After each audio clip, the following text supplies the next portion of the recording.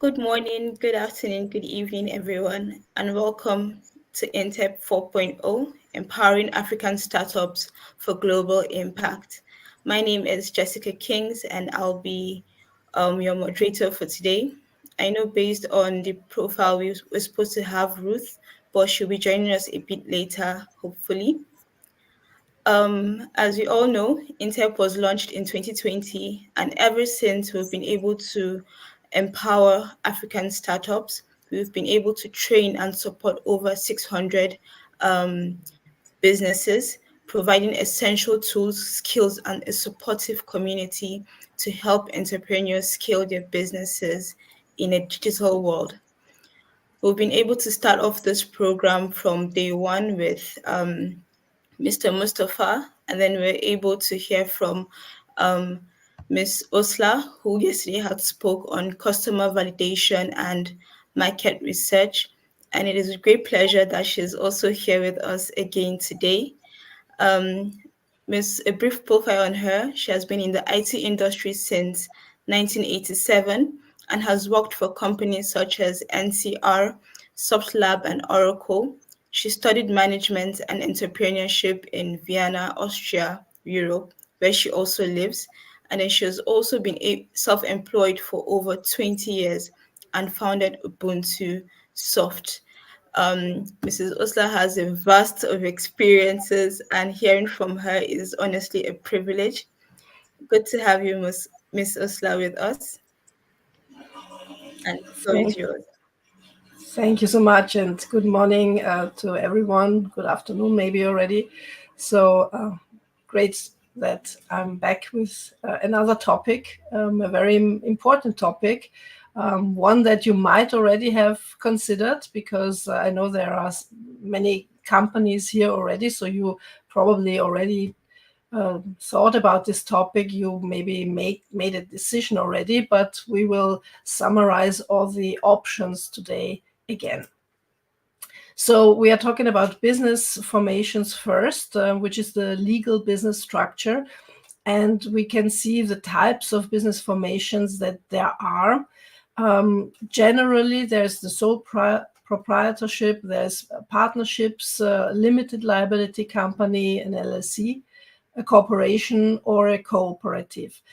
Depending on the country you are watching from, there might even be one or the other additional form of legal business structure that could well be. So even here in Austria, things are changing. We now even have a bit more options, alternatives to the former types of formations. Let's start with the sole proprietorship.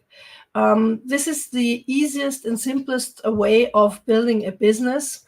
It's in most of the time you are just using your own name. You don't have a lot of restrictions or rules that you have to obey regarding how you set your business up. So you have the full control of your business. You are fully responsible for your business. So it's both ways.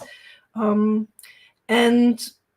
normally you can decide to have this kind of business formation of legal business structure.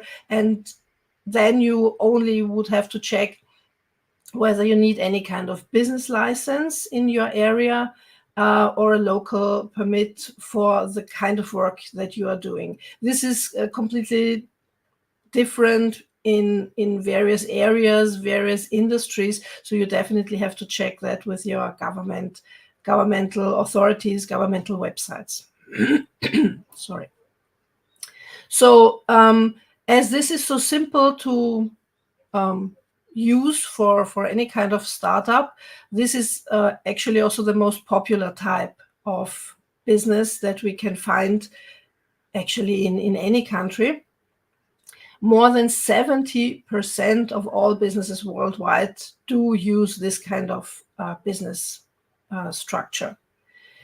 And we can also see it's It's especially good for low-risk businesses, and we will see immediately why this is so, and also for first testing out your business idea. So if for any reason you really have to come up with your business legal structure before you can do your market research and anything else, then this might be a way to go. But there are also disadvantages of this simple first form of a business structure. And we can see there is no differentiation between you, your person as the owner of this sole proprietorship, and the business. So it's actually seen as one. And that means you cannot in any way separate your personal liabilities and assets from whatever happens in your business. What that means is that you are responsible for everything that, for instance, for every damage that your business might cause. So if there's a damage, you with your personal assets will have to come up for it. You will have to pay this kind of debt, for instance, which might be awful in one way, because if you have some personal assets, I'm thinking of money in the bank, I'm thinking of a car, house maybe, sorry, that's in your name, then these things could be taken away from you if you don't have enough money to actually pay this debt that your business maybe caused. So you really have to consider, is your business something that might be a bit more risky? Then this might not be the perfect business structure for you to use.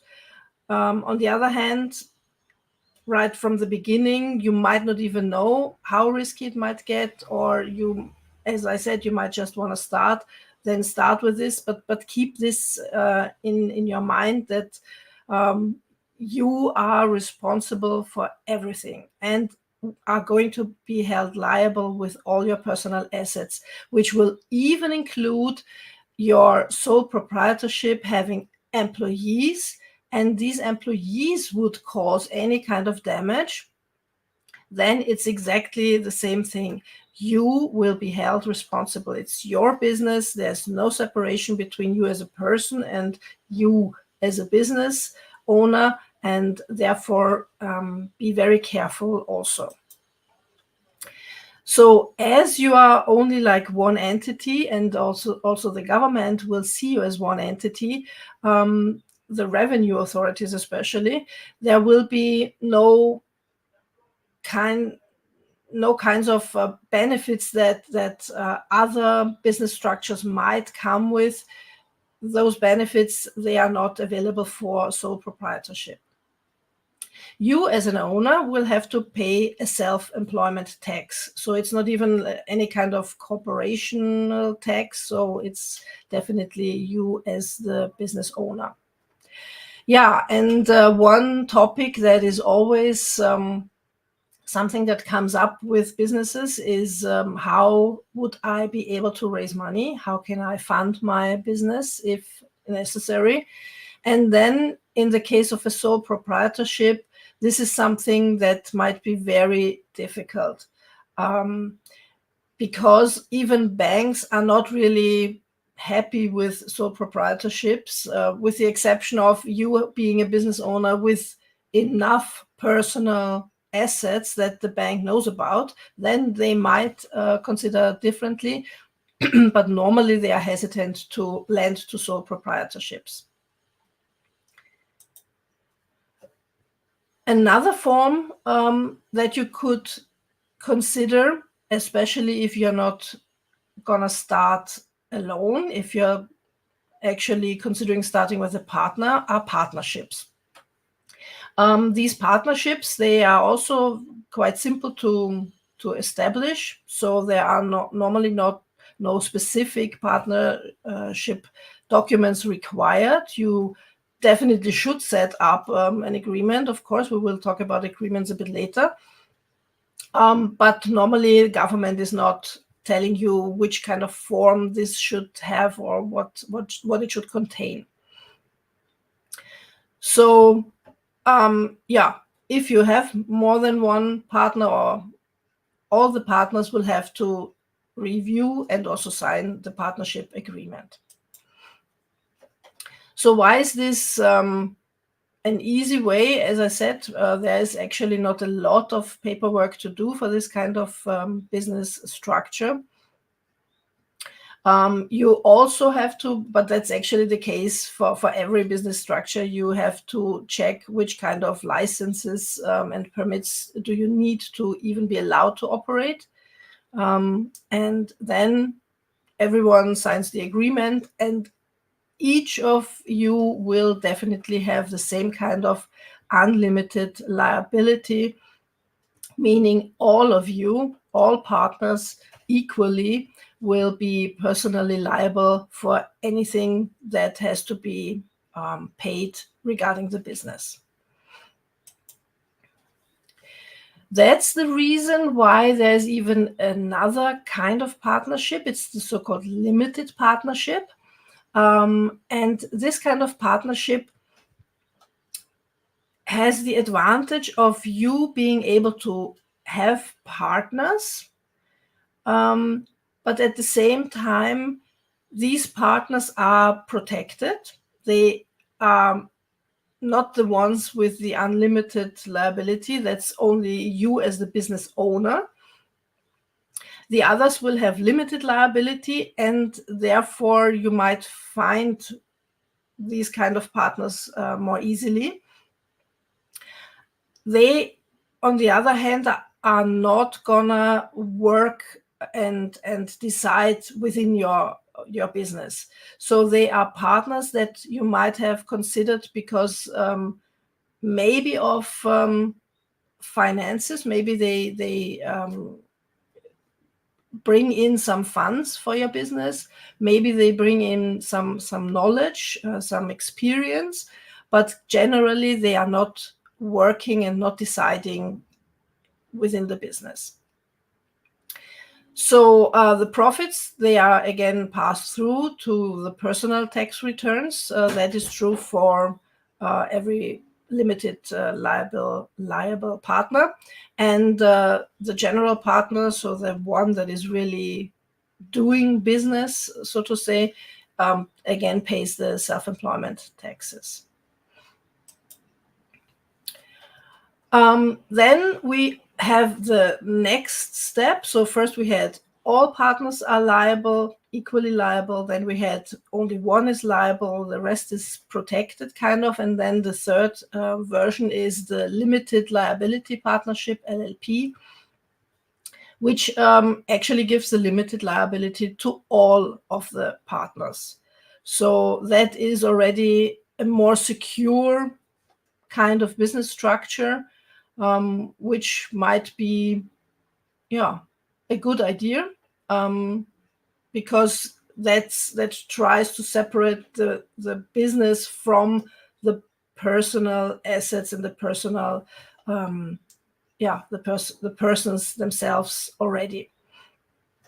And also nice thing here is that one partner is not responsible for anything that other partners are doing. So there's this kind of protection here as well. A quite well-known kind of partnership are joint ventures. So they can be formed by two or more people. Sometimes they are limited to a very specific project. Sometimes they are just unlimited, continue forever until something happens. And here we also have the protection for the partners. So there is no personal liability for the partners. We have it here on our slide that you definitely need an agreement for this kind of partnership. But as I said before, you definitely want to have an agreement for whatever business structure you're actually choosing. And we will come to that in some minutes and talk about that more in detail. So when would you now want to start a joint venture? That is typically something when you are working towards a common goal. You're working on a project that you want to work with a partner on this project. Here you would have to share the profits as well as the losses. And all the partners are equally capable of having a voice in this kind of partnership. The taxation, here we can see the government sees a joint venture already as a separate entity. So a joint venture will pay taxes just like any other business or corporation does. So we have this kind of split between the owners and the business entity already. If you choose to operate as an LLC, so this is not the joint venture, this is just the LLC, then profits and losses would get passed through to the owner's personal tax returns, just as we said when we were discussing the LLC.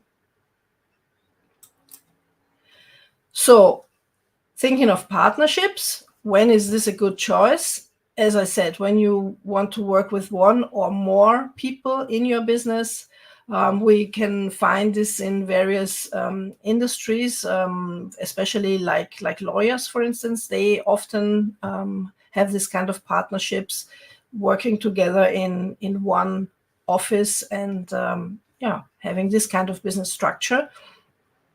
Or you could also use this form for your very first test. If it's not you alone, if you have a partner, then this would be the easiest way to set up a business structure together with your partner. Then we can also found the limited liability company. So now we are coming to this kind of separated business entities, separated from the business owner. So we have here more advantages, but of course also disadvantages. So that's the same for all the structures. So the business owner, again, is protected. He has a limited liability. Even in a case of bankruptcy, which is something that every business owner should somehow consider, because it can happen to each of us. So even in that case, your personal assets, like your vehicles, like your houses and so on, saving accounts, would not be at risk. What still might happen, I know this for Austria, for instance, and there might be something similar in one of the African countries as well.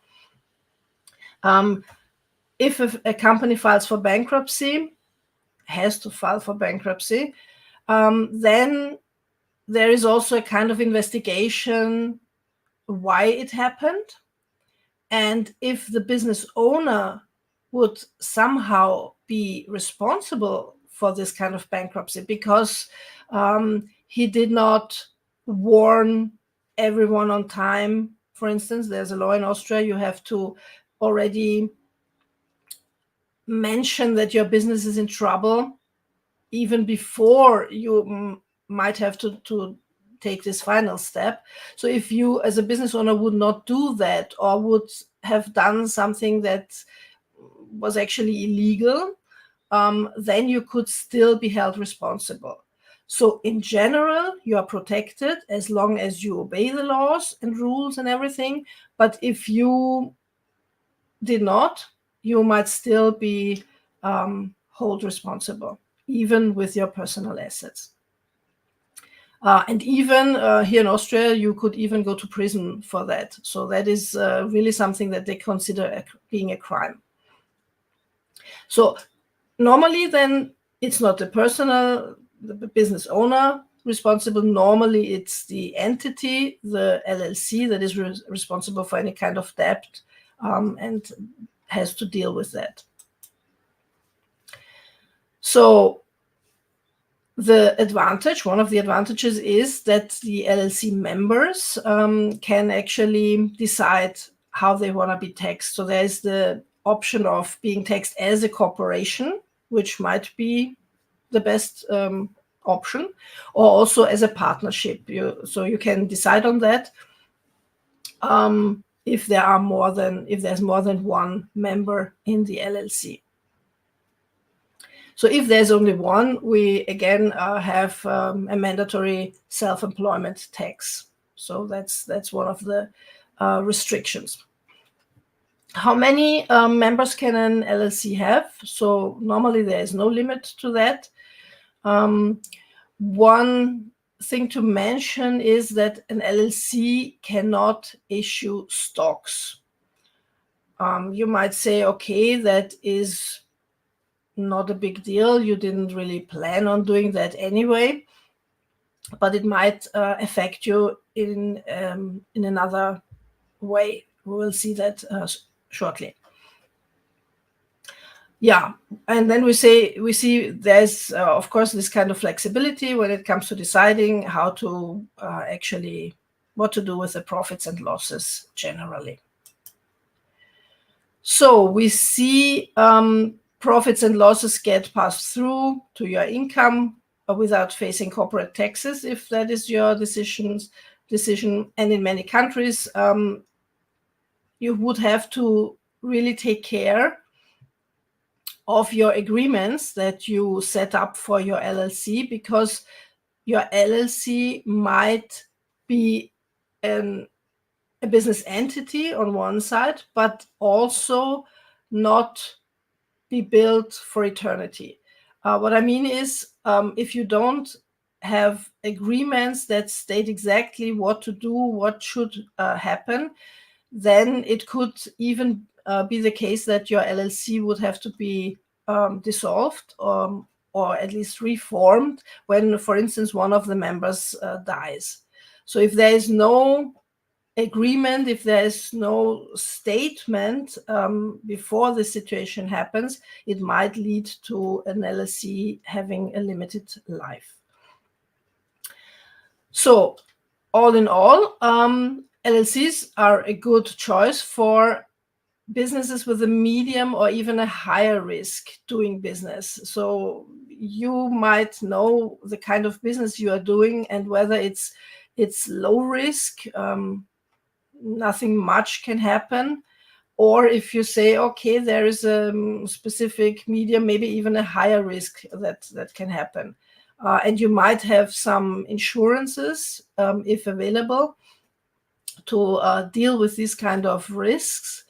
But yeah, it all depends on the stability of the company. Sometimes you don't even get this kind of insurances. Sometimes they don't even exist maybe in your country. So you have to consider the risks, and then according to the risk, you choose your business structure.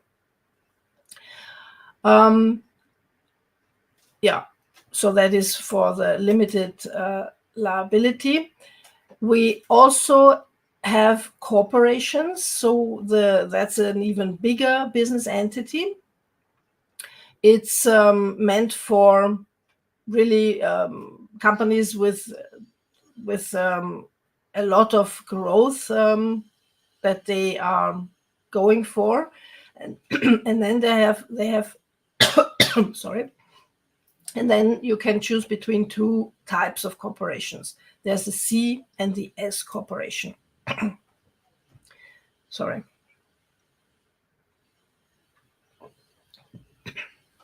So the C corporation is again a legal entity completely of its own, completely separated from the business owner,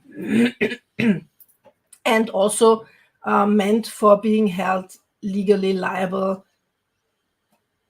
apart from the business owner. It's the kind of business structure that offers the strongest protection. So your personal assets are safe in that case. And this is different to what we just heard, a kind of business entity.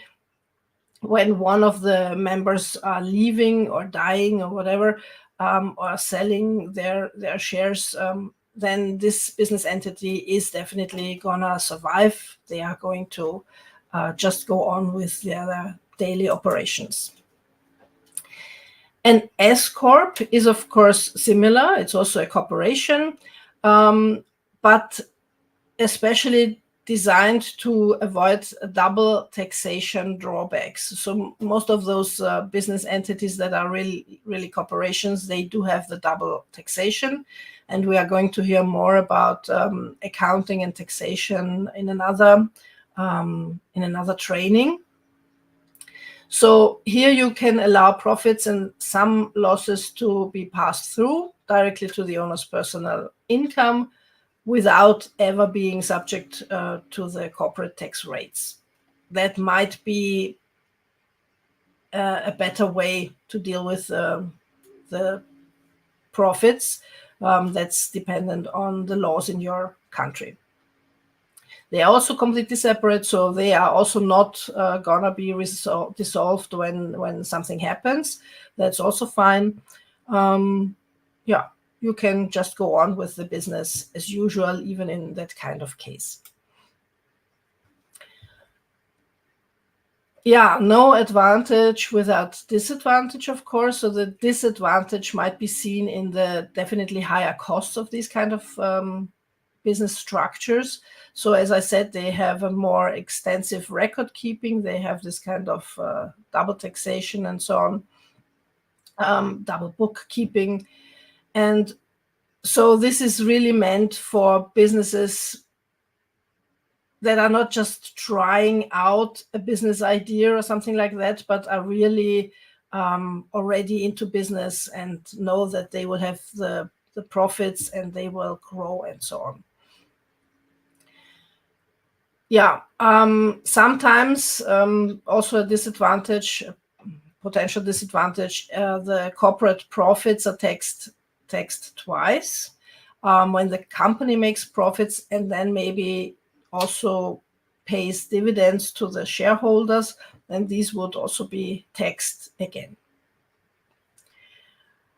The last point now explains what I meant when I said the LLC cannot issue stocks, and that could be a disadvantage. We can see here that corporations, when they are in need of money, when they have to go to a bank or any other kind of investor, they have the advantage of being able to do this because they can issue stocks, they can raise funds through this kind of means, as we can see. So this might also be something where you finally actually decide to found a corporation, because it will be the easiest way to actually get funds. Here we do have the information about the elected directors that are necessary. So not only the documents and everything that has to be kept in documents, it's also about a very strict structure. So the law already tells us who has to be responsible for the corporation. As we can see, elected directors, their names might even have to be included in the documents. So it has to be visible to any kind of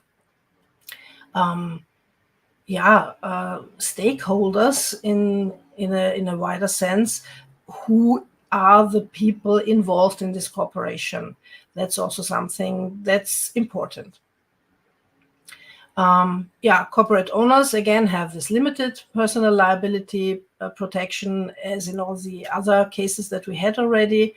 And again, you also, with this kind of business entity, of course, you have to make sure that you have the permits and licenses necessary to do these businesses accordingly. And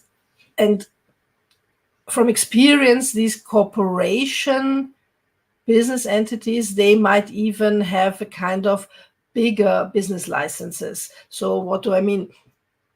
In Austria, we do have a lot of business, really a lot of business licenses that are kind of very easy to get. You don't need any kind of exam. You don't have to prove that you know anything in the area of that your business is operating in. So in many cases, you just go to the authority and get the business license. You just tell them, I would need it. But then there are also other ones where it's not even enough to prove your knowledge via an exam. You also would have to prove your experience. So, for instance, that you already worked as an employee, maybe in a company that had this kind of business license, and you got your experience by working with these companies. So that's the case, for instance, a bit with insurance. With the financial advisors, that's the case even in cleaning industry in some areas, and several other industries like bakery. If you can already be a master baker, but if you would not be able to prove your experience in it, you would not even get this kind of bigger business license. So corporations, they are the ones when you are really dealing with higher risks, medium and higher risks, and the idea and already the plan to actually fund your business, try to raise money for your business, then this is the most stable form of business. Another interesting form might be a cooperative. That is, again, a business or organization owned by and operated by several people. And it's meant for someone to benefit from these services. So we see profits and earnings are distributed among the members. They will also have an elected board of directors and so on. And members can become part of the cooperative by purchasing shares. So when would you even use this kind of business structure?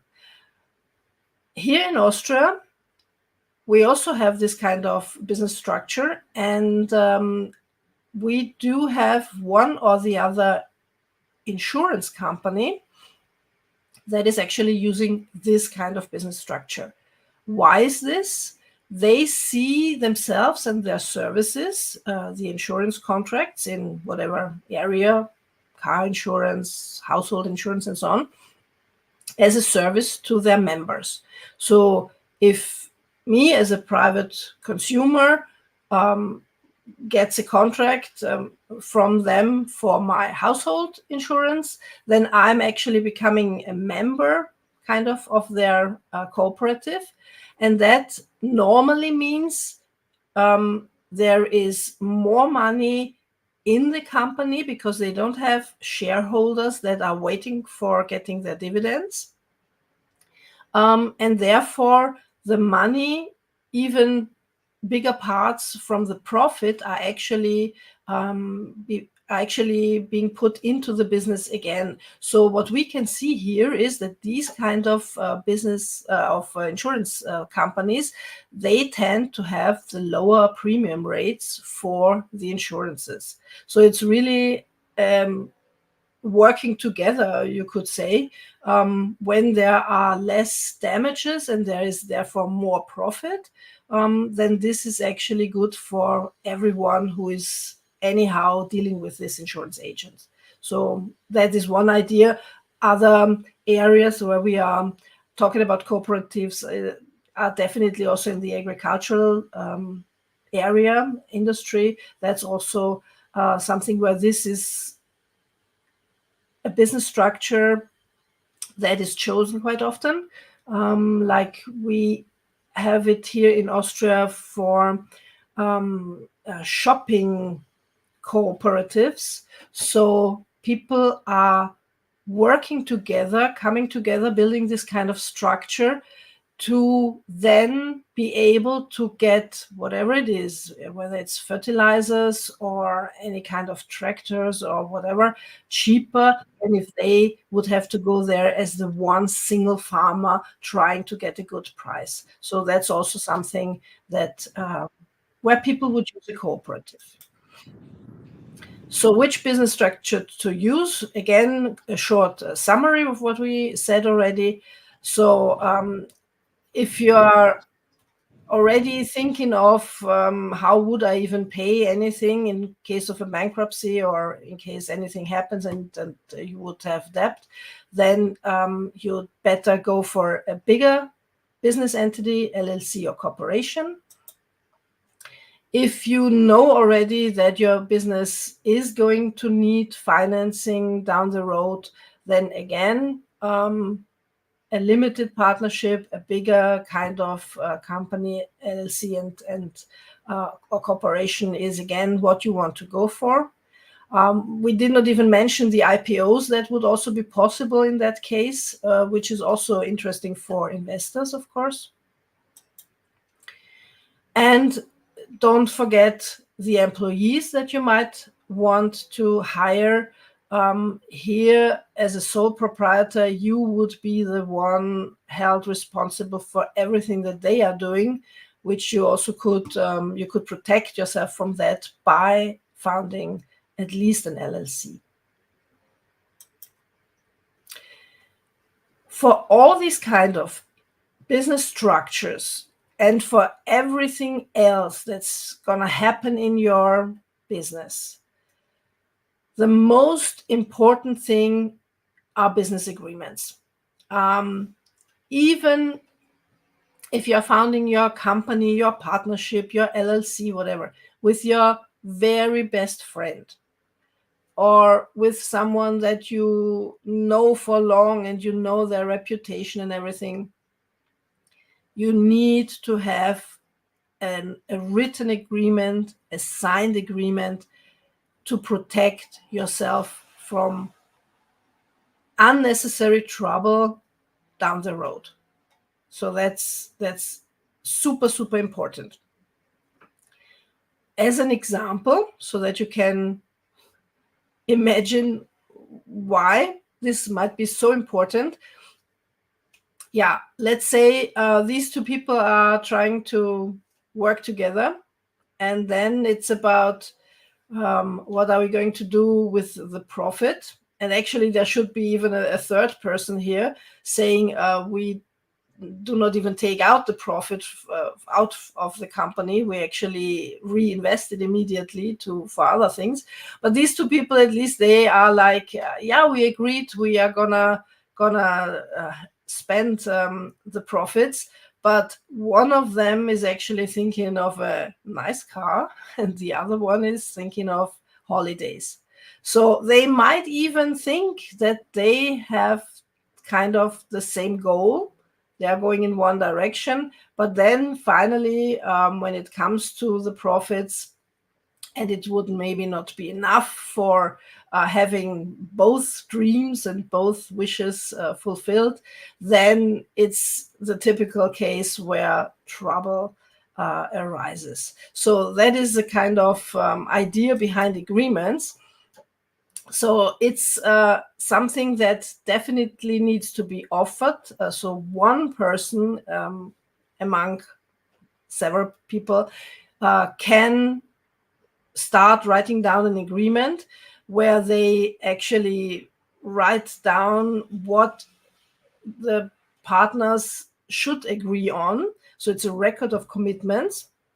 It should prevent conflicts and also, of course, mitigate risks. Business maintain compliance anyway. Foster communication and collaboration also, because we know if there is an agreement written, reviewed, and signed by everyone, if there is a if there's trouble coming up, people are more willing to sit down and talk to each other when there's actually an agreement that stated exactly what they wanted to do in the beginning. Yeah. So if there's no agreement, one might say, no, we said this. The other might say, no, we said this. And they would not try to find a solution. They would probably immediately go to court. And that's something that normally should be the last option. And you should actually first try to do other things. To have an agreement, it's not just reading what has been written in the agreement and then you just sign it. You definitely should do your due diligence in any case. Even, as I said, even as you already know the person, it might be your best friend. You think it's totally clear what his goal, what his strategies is. You think you know him very well, or her, but you might be super wrong. And I even could tell you how I found out via my own experience. And if I would tell you, you would immediately sit down and write agreements. So I'm pretty sure that would be the consequence. So what kind of agreements do you have, or should you consider?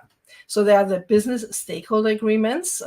We can see here the list of, there are the business owners, of course. That is probably the first agreement and the most important one. Then, of course, with the investors, employees, clients, and service providers. So what kind of agreements would you talk about? Business owners could be something like a founders agreement, partnership agreement, shareholders agreement. There might be some requirements for these kind of agreements, but in some cases there might not even be any formal requirements. So then you could actually come up with something.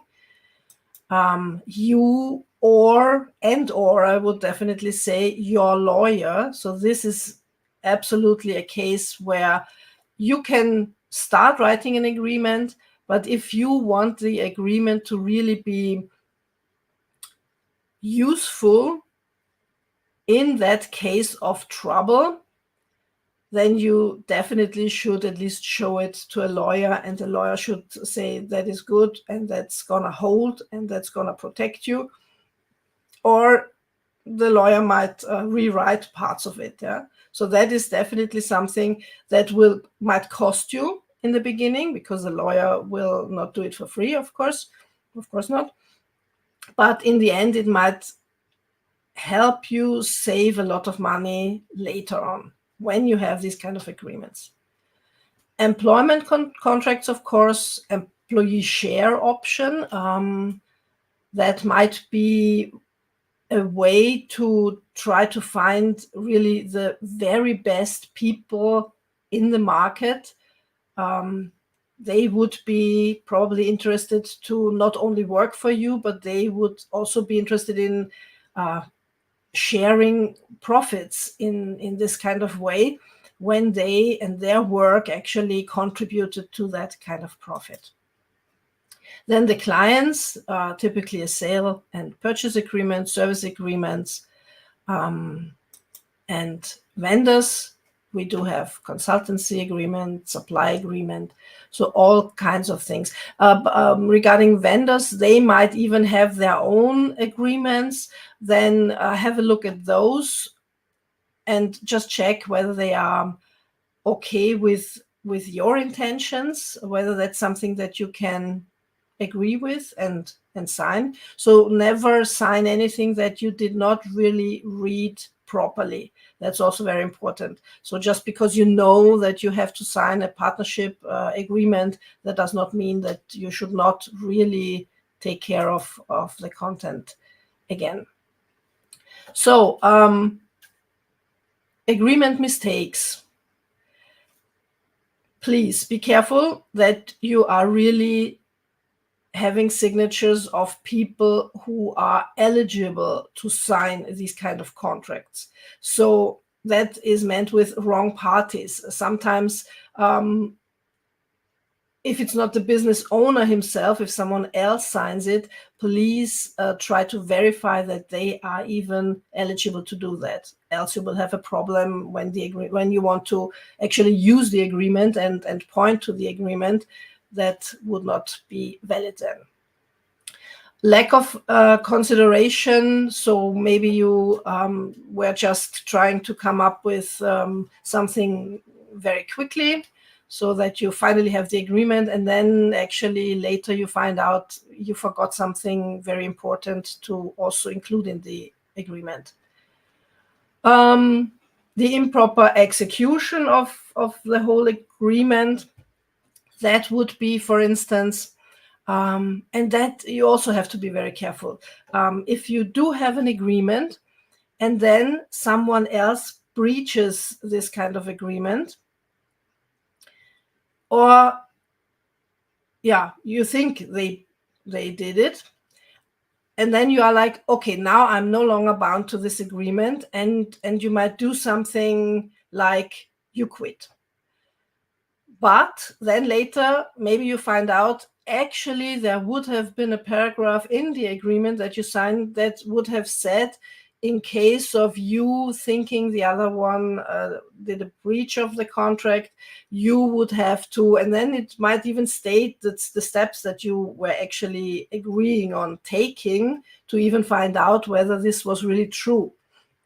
Meaning, it could be me, I breached the contract, you just think, okay, fine, you are no longer bound to this kind of agreement, you just stop working. And then actually it might turn out that I was not really breaching the contract, but you actually now did it because you just stopped. So these kind of cases, they are very difficult. So be really sure not to haste about anything. Really try to go through the agreement in a case like that and try to find out what exactly happened. And the offer without acceptance. Of course, if you give someone an agreement and you never get the signed agreement back, then honestly, you don't have an agreement. So agreement documents are very, very important to have in any case. What should you be doing if one of the parties really breaches the contract? Even if you might be super upset in the first moment already, try to calm yourself down and first talk to the other party. Many cases that actually went to court immediately could probably have solved if you just sat down, talked about the things. Maybe there was a kind of misunderstanding or whatever. So that is also just the cheapest way to solve things.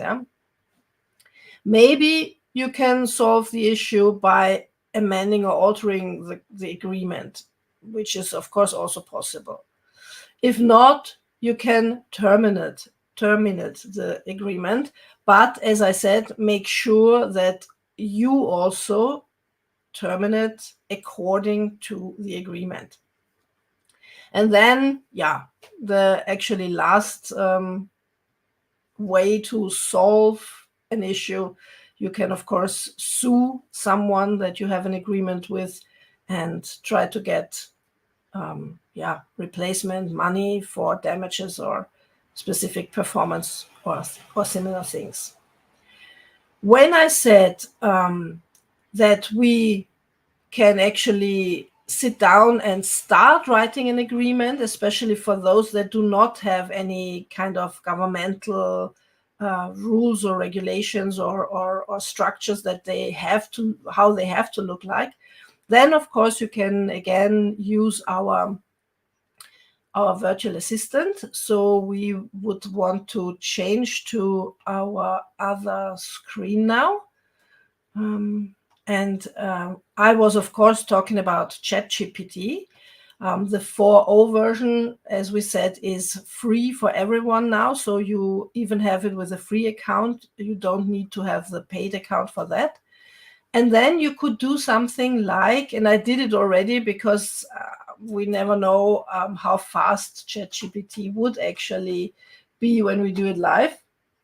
If I would say, please write a founders agreement for Nigeria, as an example, yeah, then ChatGPT starts writing a first structure, a first draft, and might even think of things that we might not have thought of. Yeah. So if you start writing your agreements, you might want to use something like ChatGPT, artificial intelligence, that would just come up with ideas. You see, there is a lot of paragraphs that you can then go through and then try to find out, is this exactly how you want to have it in your agreement? You can definitely use this as a template, and that will also maybe even reduce the costs, because if you already have an agreement that you afterwards just go and let a lawyer check, that is definitely cheaper than as if you would go there and ask the lawyer to set up the whole agreement. And even then the lawyer will also ask you actually the same questions. So what do you want to have here? What kind of agreement do you want to have here? So honestly, ChatGPT is very, very useful in this case as well. And as I said, agreements are the most important basis of your company, of your business. Please, please take this very seriously. Thanks.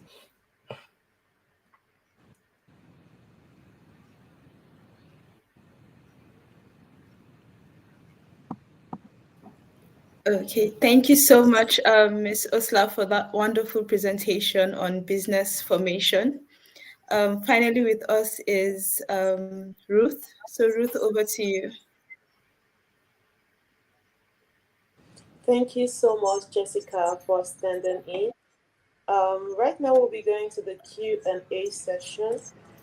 If you have questions, this is the right time to ask them. We have a few already, and I'll be taking them one after the other.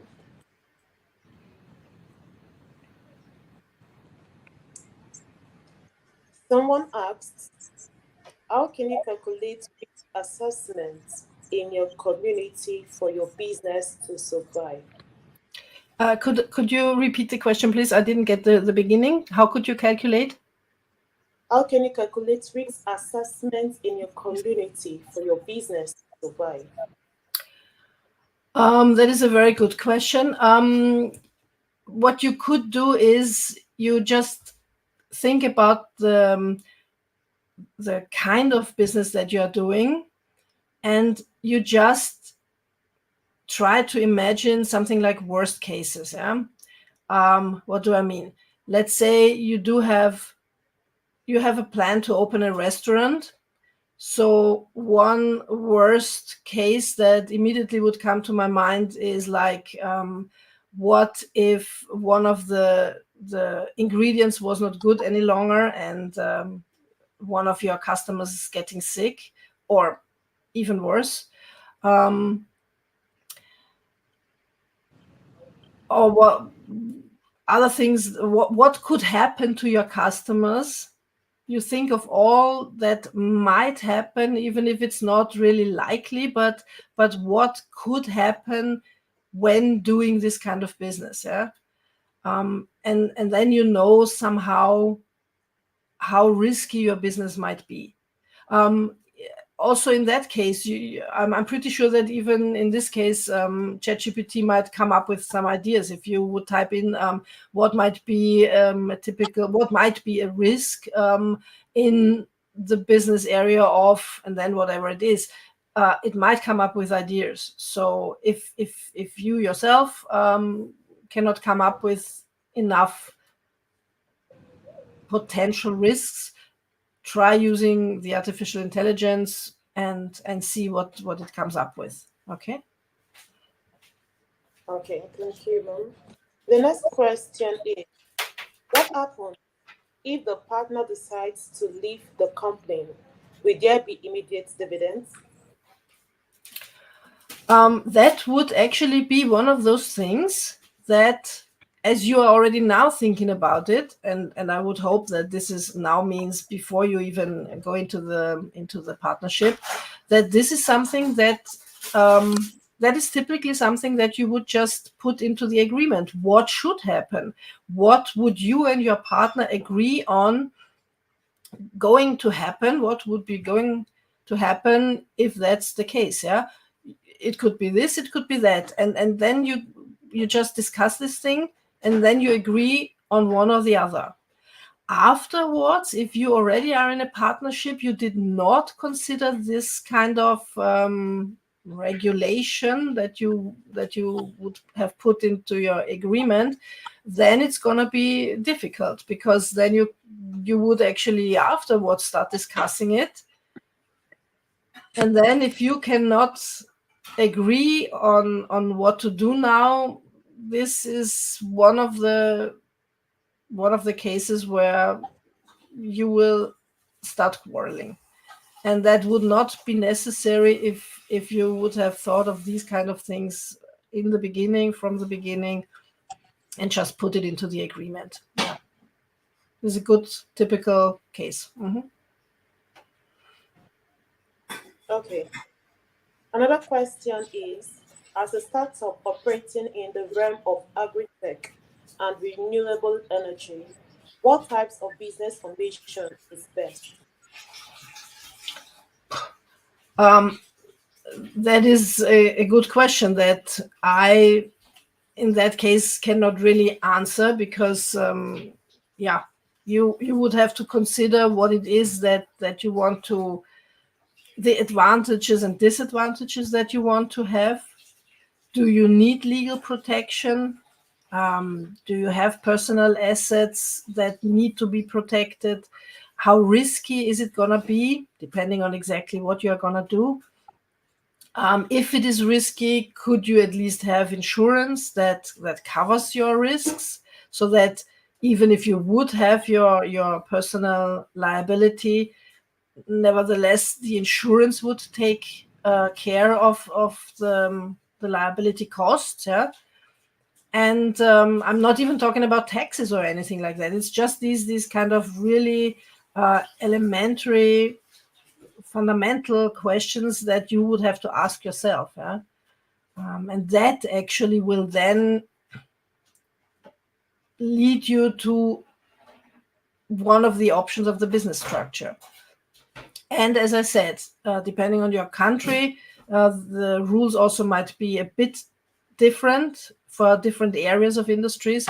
So in the end, you might just contact a lawyer when you have thought about all these things. Yeah. So how much protection do I need? What would be a potential risk and everything? When you know all these things, and then you are like, maybe this could be the best business structure, then go and talk to a lawyer nevertheless. This is important. Many companies definitely would still be around if they would just have considered these things in the beginning. Thanks.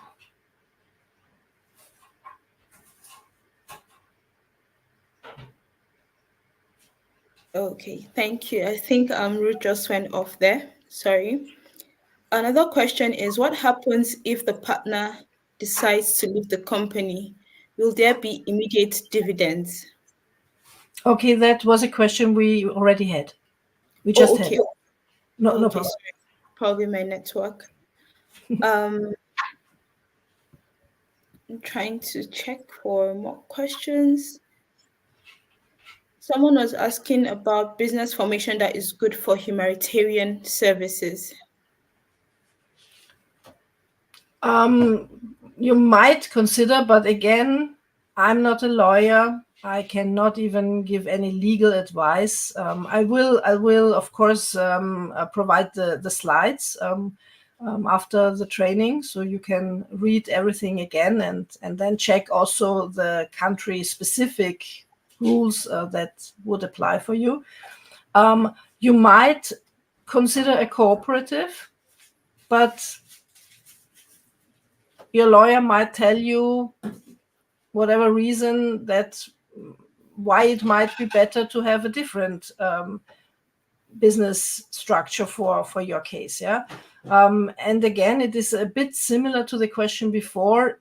Try to come up with who should be the beneficiaries, who is going to be involved, who should be should be held liable, who should be protected, these kind of things. Yeah. As I said, in many cases in the agricultural area and industry, I see cooperatives, but that does not mean that it would definitely be the best option for you. So again, think about what would be the major facts, the pillars, so to say, of your business that you would like to actually see in your business structure. Then go through the slides, check out your country specific additional laws maybe, and nevertheless talk to a lawyer at least in the very end when you are actually quite sure already, but just to be on the safe side. Okay. All right. Thank you, Ms. Ursula. Due to time, we might just be taking our last two questions. But please, those who we are unable to answer your question, you can connect with Ms. Ursula from our community, that is connectintep.org, to ask your questions, and then she'll be able to reach out to you from there. So one question is, what about proprietary limited? What are the advantages of establishing one?